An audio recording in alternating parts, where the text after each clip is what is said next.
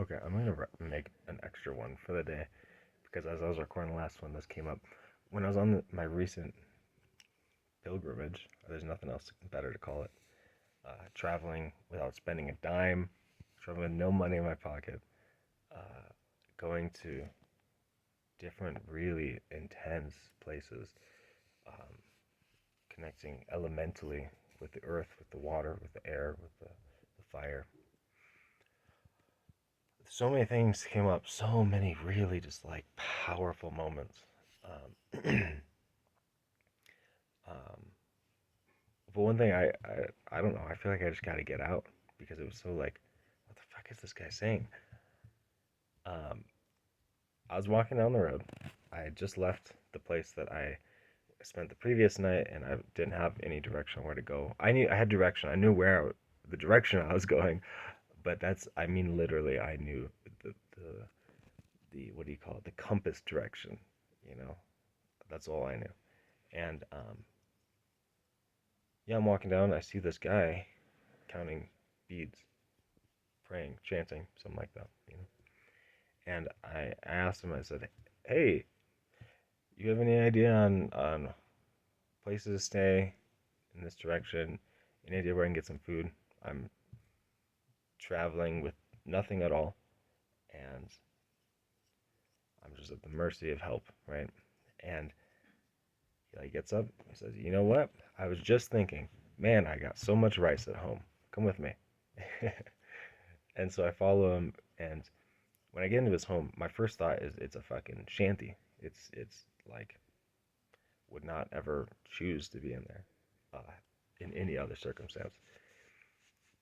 But then I spent hours there, probably 4 or 5 hours, and it was really clear to me that there was a stop on my pilgrimage I needed to make. That was like a specific spot for me. And what happened was, over these few hours, this guy confided in me a lot of insight he had that was crazy. Crazy, straight up like conspiracy theorist slash like almost kind of like fantasy perspective meets alternative history. They tell me how white people were artificially created in the Andes, and how the different races came from the North Pole or the South Pole. There's four fundamental races correlating to the four. That's four um, colors of the I think like the Toltec, the red road, Camino Rojo. The dude's name is Rojo, spelled not like Rojo the color. And yeah, we talked, and a lot of stuff like made weird amount of sense, made a lot of sense, and I'm just kind of holding it in. I have the ability to hold on to many beliefs and not necessarily believe one or hold it as completely true over the other ones. Fuck it. But one of the things that he said that was like stuck with me. He's like, well, remember when Christopher Columbus left? He knew there was a new world. He maybe didn't know because who knows of what the information he had or whatever. But he was going out that direction and he was going to get some royalty to invest in it, and he did. And he discovered a huge fucking landmass that was survivable. That was whatever.